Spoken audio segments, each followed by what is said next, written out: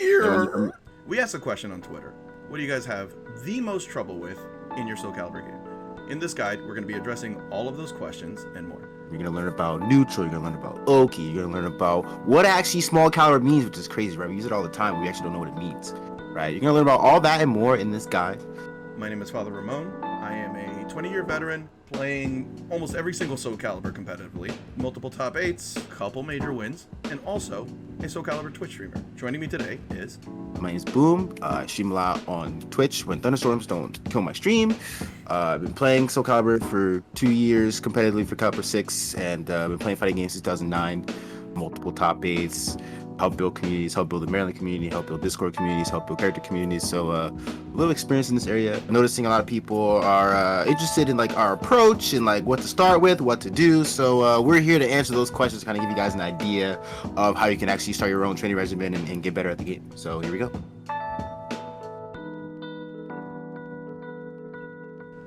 Whenever a Twitch streamer, any player on a forum talks about neutral or nooch, what is it exactly? Neutral means two characters not doing anything at a distance. This is neutral for me right now.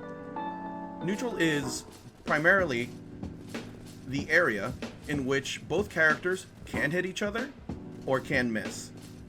Neutral means absolute nothing. I am right now in a neutral state. This is a character distance where both players can be hit. Both players can move away. This is where you can start your offense or deny your opponent offense.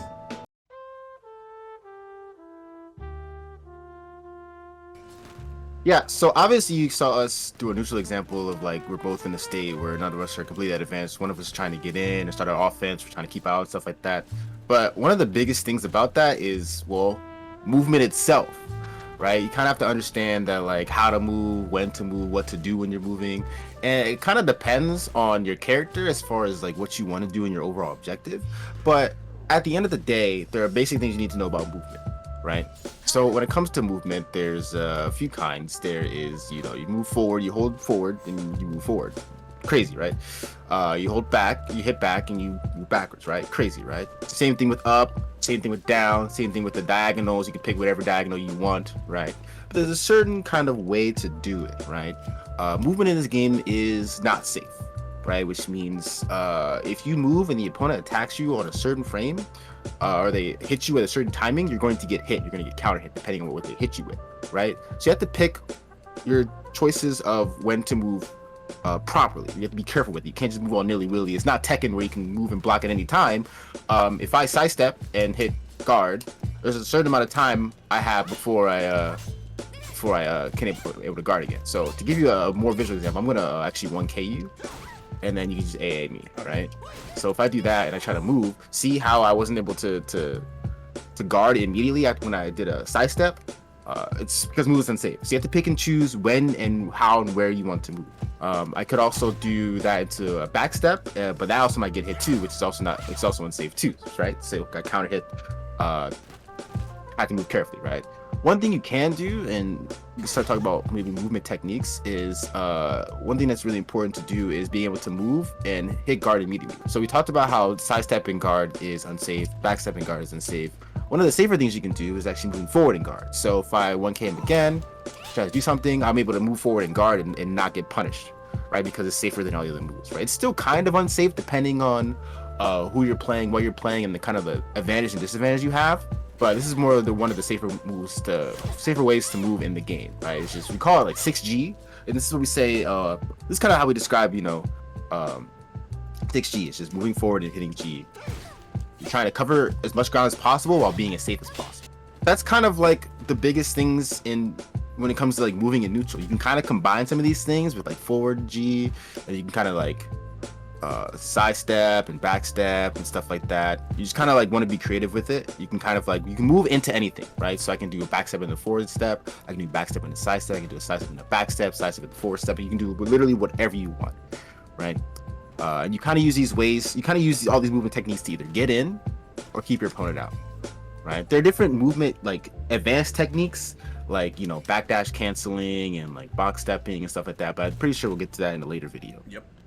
But That's pretty much the basics of moving. And you kind of, to answer the question of like when to move, you kind of move when you expect your opponent to do something, right? So if I expect my opponent to throw a vertical right after I 1K, I'm gonna sidestep, right? So I can get the whiff punish or punish with any kind, right? If I expect my opponent to do something shorter, I can kind of backdash, right? That way I can kind of, if I expect him to do something like that, I can get out there and create a whiff punish, right?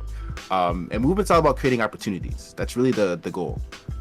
And you can kind of take that literally wherever you want, right? If you want to like use movement to kind of troll an opponent, you can kind of do that. You've seen people like they come up, just like move in your face and just like, what the heck, but that's the basis of movement. Let's talk about opponent observation. Do they move forward? Are they aggressively moving forward? Are they moving back? Are they going to be passive about it? Maybe more defensive if they do that. So, as a player, playing my character, I am going to be moving a lot more away from my opponent because my character is a specialist in punishment. So my character wants to open up opportunities at all times. So I'm trying to move out of his range so that way I can score a knockdown or a hit, right? So if he pushes, say for instance, AA, which is a shorter range, right? I would probably come in with something a little bit more advanced. If my opponent is always in my face, I could move back and come in with a knockdown and score an Oki pressure situation.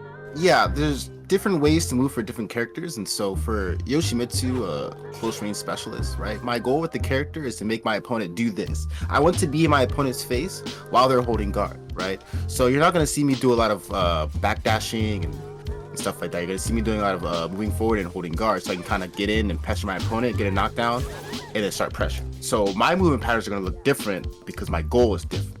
And that's the one thing, kind of going back to the whole movement thing and when to move and how to move. You want to move in a way that allows you to accomplish the goals that you have for your character. My character is literal dog when he's in this range, right? My character is literal god when he's in this range. So I want to move in order to put myself in a position to where I can always feel successful, right? I always have a chance, especially versus a character like Sophia, where if I'm in this range and I whiff, I just die, I explode, right? And so my whole goal with movement is to get close, give them a hug, you know what I'm saying? Cheat the legs a little bit, My feet. Yeah, give me those. The whole goal is to like do things like 6G to kind of get in. Sometimes if they want to keep up with the high move, I can do dash up duck. I can also dash up sidestep. You're going to see a lot of forward movement in my gameplay, more so than backwards movement because it just accomplishes my goals better. So now that we figured out movement and what it is, what happens when you score a knockdown because of a successful neutral encounter? Now, this is what we call Okizeme. It is now my turn to enforce a mix-up or go up and just maybe get some extra damage, tack on whatever I need to at the moment. So for Sophia, my character, I'm going to score a knockdown. I'm going to try to rinse and repeat this cycle so that way I can constantly be at an advantage because my opponent is on the floor. He can't really do much. I can go for a quick tack of 1K, which is not the most damage, but it's something to add to your combos, right? Or I can go with a mid that's a little bit slower or faster, depending on what I've been doing throughout the whole game. If I predict my opponent to get up immediately, I can go for a throw, which then rinse and repeats the cycle of Oki. So that is aggressive Oki play. But what happens when you get knocked down? Now I have to guess. Now, of course, all characters exceed in different things. That is the beauty of this game. So we're going to do risk assessment. My job is to understand how much my life bar is down by, what my opponent has been doing throughout the whole game, and hopefully I can successfully get up without losing most of my life. Yoshi's full crouch 3K is one of the best lows in the game. It doesn't do the most damage, so on my risk assessment meter, it's pretty low, so I might want to get up by guarding mid. Of course, you run the risk of getting knocked down again, but that's okay. We can rinse and repeat this cycle if you're trying to get away. Now, how do you get out of pressure? there are a couple ways to get out of pressure when you've been knocked down. You could roll away. Hopefully they don't try to track you on that. You could roll to the side. Not really recommended in this matchup. Yeah. Or you could just neutral guard, which is my favorite way of getting out. There are very different ways of handling your opponent's pressure depending on their character. The biggest and best way to do that is risk assessment. You have to figure out what your opponent likes to do and what that character really excels at. Yoshimitsu has burst damage, so I'm trying to get away from him as fast as possible, as safely as I can. So we talked a little bit about like rolling on the ground to kind of get up and holding neutral guard, but there's also one thing you have to understand about knockdowns in general is that there are multiple kinds of knockdowns. There is an untechable knockdown and a techable knockdown, right? Or a ukemiable knockdown and an unyukemiable knockdown. Ukemi is the word for I guess tech in Japanese. Fun fact, Okizeme is kind of like Oki is the word to wake up in Japanese, so that's kind of where that came from. But there are multiple types of knockdowns, right? So for the smart people and the people that know Yoshimitsu, the example I was doing earlier, where I would kind of do this, that wasn't a true combo, but full cross 3K is actually an untechable knockdown, which means this is a hard knockdown. He has to either roll to get up, or he has to hold G to get up, right? Right now, what you have to do, so the combo is full cross 3K and RCC3B, which we'll get into that terminology later, right? So you can Ukemi by holding a direction and mashing guard, right? It's just a way to get up faster, if that makes sense.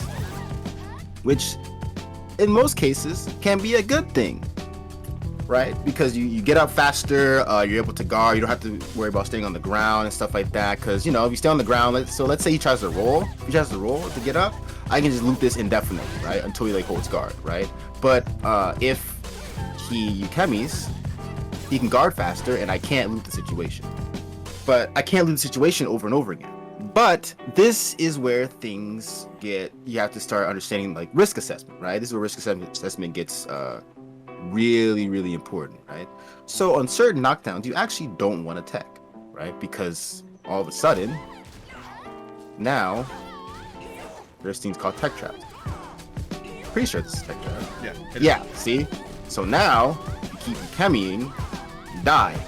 So you have to understand which knockdowns you're supposed to Ukemi, which knockdowns you're not supposed to Ukemi, right? I'll give you an example. With Yoshimitsu's full cross 3K and 3B, right? If you Ukemi, you're able to get out of the 3BB follow-up, right? You Ukemi's to one side. If you don't Ukemi, right, it's just free extra damage.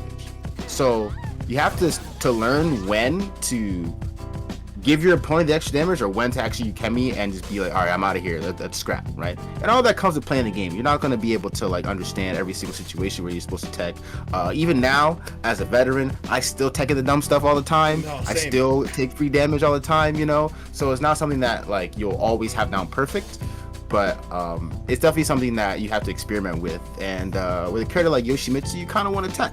You know, there's certain characters like Killick. If Killick knocks you down at the ring edge, you know, you kind of want to tech so you don't get wrung out, but he also has tech traps, so it really depends on how he knocks you down, right? So it's all about just learning your opponent's options, and you get that through playing the game, right? And once you have that risk assessment, you kind of start understanding like you can apply that risk assessment to things not just Oki related, but also like in neutral, right? Like when you're fighting Yoshimitsu, doing this in Yoshimitsu's face, probably not the smartest idea. But, you know, doing this when Yoshi's in your face, probably a better idea because he can't knock you down. Full cross 3K only goes a certain range, so you want to kind of stay out that range, stuff like that. So, yeah, that's kind of risk assessment, Oki in a nutshell. So we're going to talk about my favorite part. How do we work on our neutral? It's very simple, and yet extremely difficult, which is simplifying your moveset. The way I practice and the way I teach good fundamentals and neutral is to pick a very limited move pool. There's so many moves in Soul Calibur, and it can get overwhelming.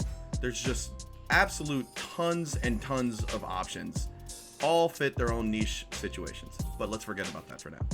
What you have to do is pick a whole bunch of a handful of moves. So for Sophidia, for instance, I pick 1K, AA, DB, 2A, throw, and that is it. Why? Because I want something that will be a low, that's pretty good. 1K is pretty good. I want to be able to cut off my opponent's step with AA, 2A, 1K as well. I want to be able to hit my opponent when he's ducking, DB, pretty good. And if he's going to be statue blocking, because I'm doing such little damage, I want to be able to throw him. This really does teach you where you should be attacking and what you're doing. It is very important to know how to stop your opponent's offense using the very safest things you can possibly imagine. So, in training mode, and even on ranked matches, if you've seen any of my streams, I will play with a very limited move pool, just to practice my neutral. Yeah, and so a lot of people are like, yo, which moves do I choose? Which moves, I have like 7,892 moves to pick. Which one do I pick? Right? And I like to pick quicker moves that get the job done. Right? And if you notice the moves that Ramon picked, a lot of them were actually just like smaller moves and they're quicker, which is pretty much the concept of small caliber. Right? You hear about small caliber all the time. Like, you don't play no small caliber. I play small caliber. You're like, what the heck is small caliber? Well, small caliber is this, right?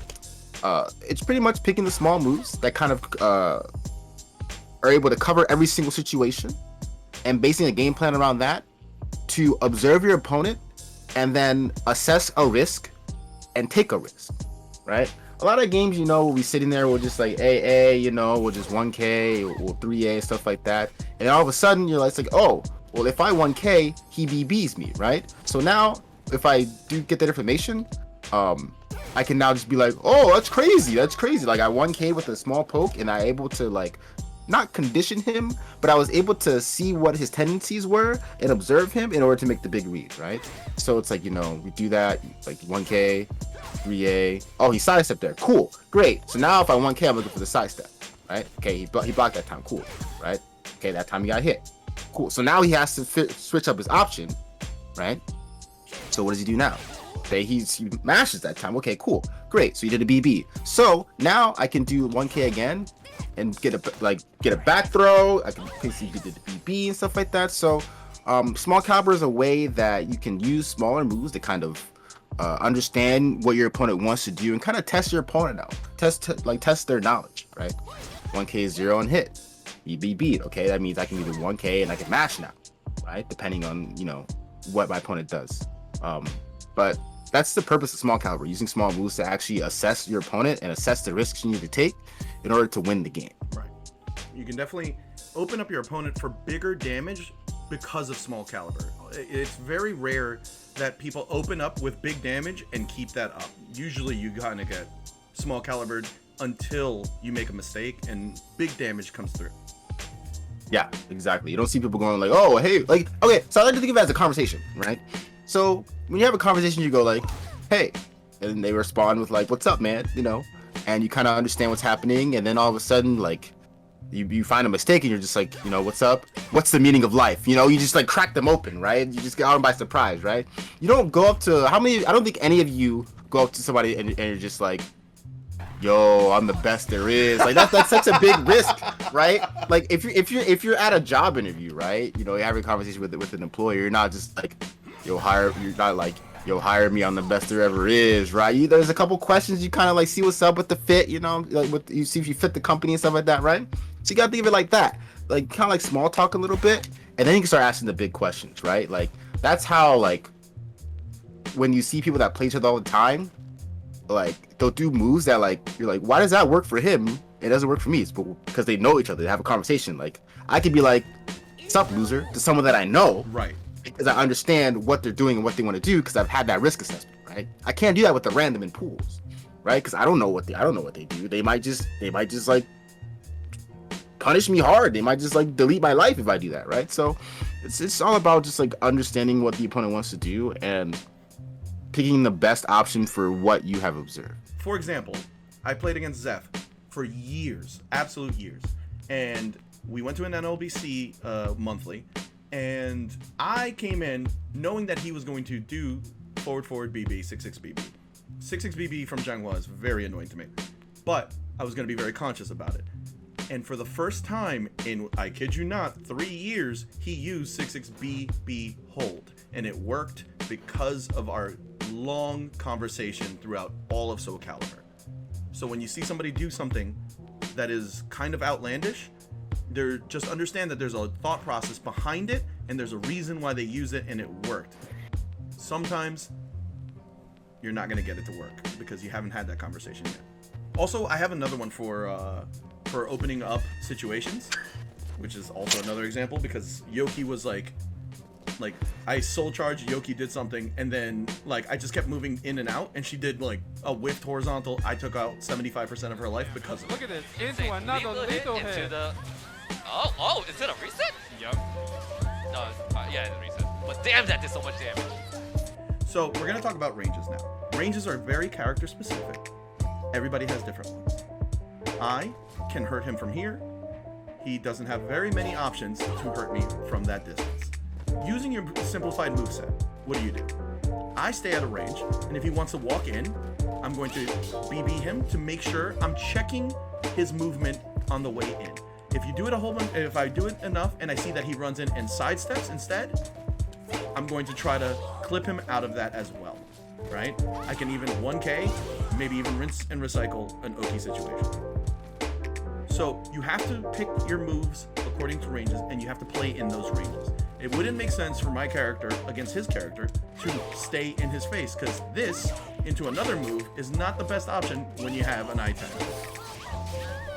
So being able to know your range and when you should use your moves is very important, and is a step that we all skip.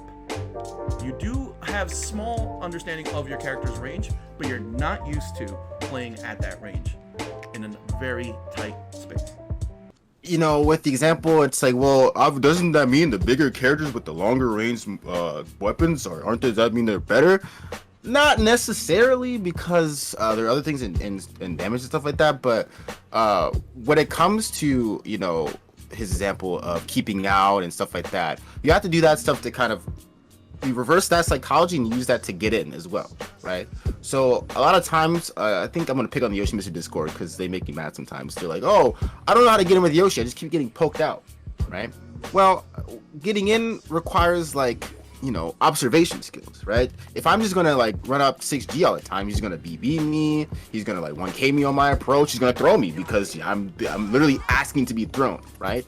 And when you keep somebody out, right, you kind of like want to mix up your options, right? Well, the same thing goes when you try to approach someone, right? So I'm a big proponent of, like, you know, I'm a dash forward, dash back, dash forward, sidestep. But if I dash forward, like duck, you know what I'm saying? Dash forward and like hit an attack button earlier than you think, right? It's all about giving your opponent a response, and then preying on their response to your response, right? Which is super important. And when it comes to Yoshimitsu, like, his range is right here. This is his range. This is definitely the place where Yoshi wants to be. I can mix you. I can mix you. I can mix you. I mean, I can. That's crazy. I can mix you, right? But all that stuff is useless out here, right? He has some tools where it's like, okay, yeah, I can kind of do that, but like, that's not where his game shines. He's got one of the best horizontal mids in the game. He's got one of the best jump kicks in the game. He's got one of the best low house sweeps in the game. He's got one of the best mids in the game. You see what I'm getting at? Like, his best moves are up close. The character's designed to be up close, right? And that's also could also be a way to help you figure out which range your character plays. Is what moves do your character have that is good? What are your character's best moves? I will give you a clue as to which range you should be playing in. And that's not to say that you shouldn't learn how to play at all ranges, because there are some matchups where, like, you're not always going to be the one keeping out, right? If you don't have the life lead, you kind of have to go in, right? So it's important to play at all ranges, but it's also important to understand your opponent's your best range and how to be there and how to be comfortable in that space.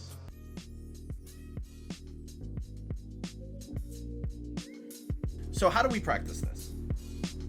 I recommend, always have been, whenever you play with your friends or even online, you can use online as training. to just limit your move pool, like we said before, play your movement game, and try to score a knockdown and try to figure out how to rinse and repeat. Did you just walk? Barring any sort of freak anomalies. I'll do it again. Well, they're barring any freak anomalies, which this game is pretty known for. Using your limited move pool is great. And the second step to after you limit your move pool is rinse and repeating an Oki situation that is favorable to you. These are the beginning blocks of becoming a better player, because when you limit your move pool, you're not thinking about all of the nuances, the big damage, this and that. You're not confusing yourself and using other moves that could possibly be worse in the situation than a smaller move. After we've established all of these things, then you start to figure out where you can add some other moves. I like to go with a lot more punish heavy moves. So if my opponent likes to run in and duck, I've noticed that because I BB there a lot, maybe now because I'm trying to kill that, maybe I could do something else. So this is the evolution of how you learn in this game as a beginner.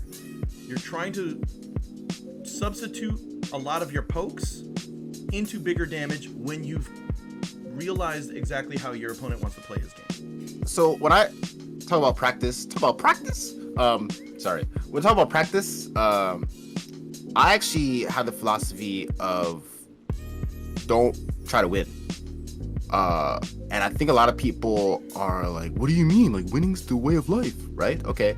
But like, sure, you can like win on the character on the game screen, but does that mean like if you're winning in a way that's like not consistent, then it's a problem, right? And I like to use the practice as like one of the best ways like to practice is I like to experiment. I like to just do literally whatever. I like to do dumb stuff, and probably why I'm a master is because I just like to try things, right? But the biggest thing about practice is you have to try stuff. You can't be afraid to look dumb, right? Because you never know it work. You never know what can work.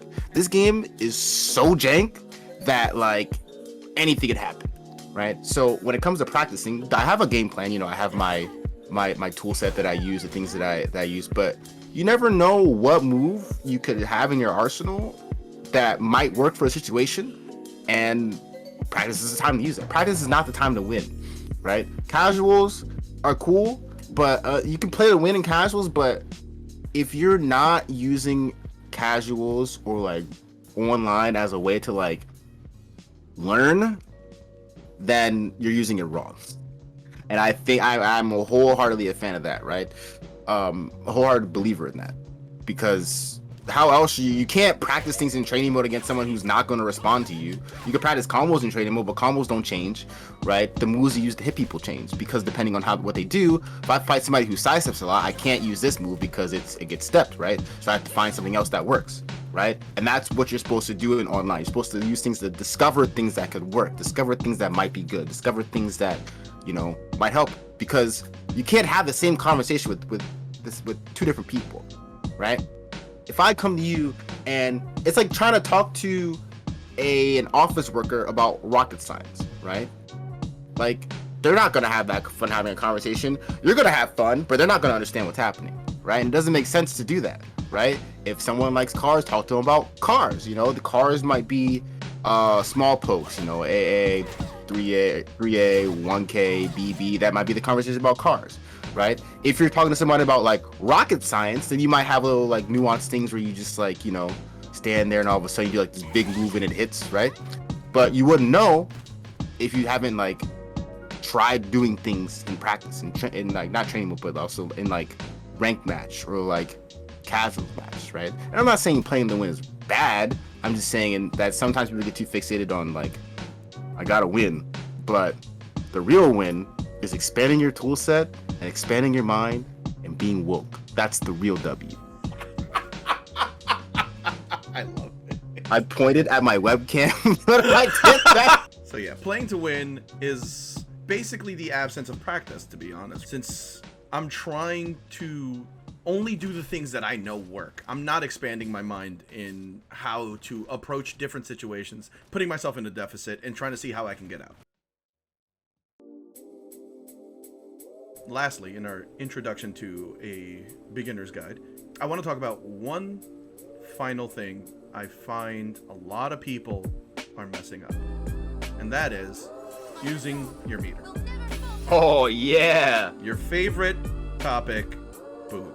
The most basic way to use your meter for every single character, this is true for every single character, and we've used a lot of examples for our characters in specific. Hopefully what you can do is kind of align what we're saying to your character. You're gonna have to figure that out. We can't do all of it for you. And that is, if I'm getting pressured, say for instance, I get knocked down, and I want to get out of this pressure, Soul Charge is your best bet. It is one of the cleanest answers to pressure, and it gives you a second to think. It resets neutral entirely, and then we go back to the very beginning of the game. Use it, please. Okay, so my biggest issue that I have is people they'll be on they're about to lose like the round, and then they're like, oh, let me Soul Charge. Which I'm glad you used it, but you're not giving yourself a chance to play the game. Some people wait till they're like in guts to use it, and you're like, oh well, I'm all or nothing now. Now I can't make any mistakes. Which I don't really agree with that. Probably use the meter. If your opponent is about to get their second round, you should use meter because you get a free bar for on the last round your opponent has to win. So you should always you should at least Soul Charge twice a game. At least. The way meter gain is in this game, you should be doing it like 3 or 4 times, depending on who you are. Nightmare. But other than that, you should Soul Charge at least twice a game. Once before your opponent gets their third round, and in the last round. And that's right? that's the very least. Yes. Yes.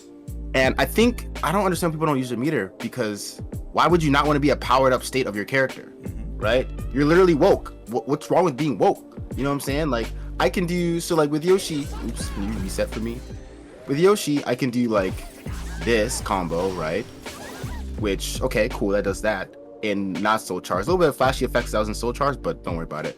To like doing stuff like this, where now I'm like, that's look at that damage increase. That's insane, right? Well, I only able to get that damage increase because of me using my meter, right? You get so many better moves, so many like you're in a powered up state. Why not use the meter? I understand not wanting to reset the neutral in some cases. That's why they have Soul Attack, which is a crazy way to continue pressure while using your meter, right? And I understand there are some characters where their Soul Charges aren't really the greatest, right? Let's take for instance Zhanghua. Even though I think her Soul Charge is pretty good, it's not like her CE is just that much better. So I can understand you like the threat of the CE is quote unquote using your meter. Same with like Zaslamel, the threat of the CE is quote unquote using your meter. I get it, but at least use your meter in some sort of way. With Yoshimitsu is also another case, him and Geralt, because he has they both have meter burn moves, or not meter burn, brave edges. So like I can spend half a bar to get an extra extension on this move while rising A. I can also do a brave edge and stuff like that. So that's quote unquote using the meter. But for like 75% of the cast, you either Soul Charge, Soul Attack. Those are your main ways of using the meter, or CE. Those are the main ways of using a meter. Please use it. Like you're gonna get at least one free bar in a game. Use it. Like stop not using it, please. Otherwise, I'll come for you and I'll yell at you. Another thing to kind of add on to when to use your meter. Definitely do not put yourself in if I get hit one more time, I lose situation when you use your meter. You kind of want to be able to preemptively do that, so that way you at least have 2 guesses at death, right? So I'm going to push him away because his pressure is starting to steamroll on me. So that way I don't put myself in a situation where if I guess only one time incorrectly, I die. On top of that, adding way more damage than normal. An example of when you're using your meter incorrectly is a situation like this. I am currently in a situation where basically any hit and I lose. It's not the best use of meter. Something that would be a lot more helpful, for instance. Another example is when I get knocked down at maybe Half-Life. I am not at 1 guess for a quick little poke of like his 1K or any of those things, I'm still alive. And I'm still a powered up character, and he has to worry about my ability to take away most of his life with a lot of things. That is how, Boom, and I think you should start using your meter. But don't Yoshi C because it sucks. It's the worst seed.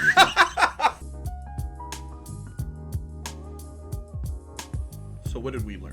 We learned what is Nooch, when you should approach your opponent, your ranges, how to deal with pressure on Oki, how to deal pressure on Oki, and simplifying your movesets in order to practice your small caliber game.